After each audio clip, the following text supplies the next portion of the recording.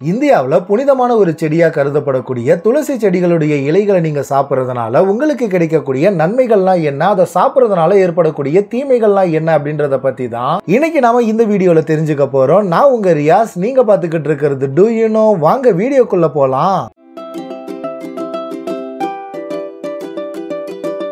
ஜெனரலாவே இந்த துளசி செடியில 3 டைப் இருக்கு. ஒன்னு கருப்பு துளசி, ரெண்டாவது பச்சை துளசி, மூணாவது வன துளசி. துளசி இலைகளை சாப்பிடுறதுனால ஏற்படக்கூடிய நன்மைகள்லாம் என்ன அப்படின்னா, இந்த துளசி இலைகளுக்கு ரத்தத்துல இருக்கக்கூடிய சக்கரை அளவை ரெடியூஸ் பண்ணக்கூடிய ஆற்றல் இருக்கு. அதனால நீரிழிவு நோயை கட்டுப்படுத்துறதுக்கு யூஸ் ஆகும். துளசி இலைகளை சாப்பிடுறதுனால உடல்ல நோய் எதிர்ப்பு திறன் இம்ப்ரூவ் ஆகும். இதனால ஜலதோஷம், காய்ச்சல், சளி இந்த மாதிரி தொற்று நோய்கள் ஏற்படாம தடுக்க முடியும். துளசி இலைகள் சாப்பிடுறதுனால உங்களுடைய ஜீரண சக்தியை இது இம்ப்ரூவ் பண்ணுது. இதனால அஜீரணம், வயிற்றுக்கோளாறு இந்த மாதிரி பிரச்சனைகள் உங்களுக்கு வராமலும் பாதுகாக்கும். துளசி இலைகளுக்கு மன அழுத்தத்தை ரெடியூஸ் பண்ணக்கூடிய தன்மை இருக்கு. இதுல இருக்கக்கூடிய அடாப்டஜன்ஸ் நரம்பு அழுத்தத்தையுமே கியூர் பண்ணும். துளசி இலைகள் சாப்பிடுறதுனால உங்க ஸ்கின்ல ஏதாச்சும் நோய்கள் இருந்துச்சு அப்படின்னா அது வராம தடுக்கிறதுக்கும், அதே மாதிரி பொல்யூஷனால உங்களுடைய ஸ்கின் பாதிக்கப்படுறதை தடுக்கிறதுக்கும் யூஸ்ஃபுல்லா இருக்கும். துளசி இலைகள்ல பிளவனாய்டுகள், ஆன்டி ஆக்சிடென்ட்கள்லாம் அதிகமா நிறைஞ்சிருக்கிறதுனால உடல்ல இருக்கக்கூடிய செல்களை பாதுகாக்கிறதுக்கு துளசி இலைகள் யூஸ்ஃபுல்லா இருக்கும். துளசி இலைகள்ல இருக்கக்கூடிய ஆன்டி மைக்ரோபியல் அப்படின்னு சொல்லப்படக்கூடிய கிருமி நாசினி தன்மை நோய் தொற்றுகள் ஏற்படாம கட்டுப்படுத்துறதுக்கு யூஸ்ஃபுல்லா இருக்கும். சளி, ஆஸ்துமா இந்த மாதிரி சுவாச நோய்கள் உங்களுக்கு இருக்கு அப்படின்னா துளசி இலையை யூஸ் பண்ணி கசாயம் நீங்க செஞ்சு குடிக்கிறது உங்களுக்கு ரொம்பவுமே யூஸ்ஃபுல்லா இருக்கும். என்னதான் இந்த துளசி இலைகள்ல நன்மைகள் அதிகமா இருந்தாலும் இதை நீங்க சாப்பிடுறதுனால ஏற்படக்கூடிய தீமைகளை பத்தியும் தெரிஞ்சுக்குங்க. துளசி இலைகளை நீங்க அதிகமா சாப்பிடும் போது இது ரத்த இழப்பை இன்க்ரீஸ் பண்ணிடும். இதனால உங்களுடைய ரத்தம் மங்கலாகிறதுக்கான வாய்ப்புகளும் இருக்கு. பிரெக்னண்டா இருக்கக்கூடிய லேடிஸும் இந்த துளசி இலைகளை அதிகமா சாப்பிடாம இருக்கணும். ஏன் அப்படின்னா இதுல உல்ஜிக் ஆசிட் அப்படின்னு ஒண்ணு இருக்கு. இது சில சமயத்துல பிரெக்னன்ட் லேடிஸ்க்கு பாதிப்புகளை ஏற்படுத்திடும். இந்த துளசி இலைகளை எவ்வளவுதான் சாப்பிடணும் அப்படின்னு நீங்க கேட்டீங்கன்னா, டெய்லியும் 1 அப்படி இல்லைன்னா 2 துளசி இலைகளை நீங்க சாப்பிட்டீங்க அப்படின்னா அதுவே உங்களுக்கு போதுமானது. இந்த தகவல் உங்களுக்கு பயனுள்ளதா இருக்கும் அப்படின்னு நான் நம்புறேன். இந்த வீடியோவை பார்த்து நம்ம சேனலை சப்போர்ட் பண்றதுக்கு நன்றி.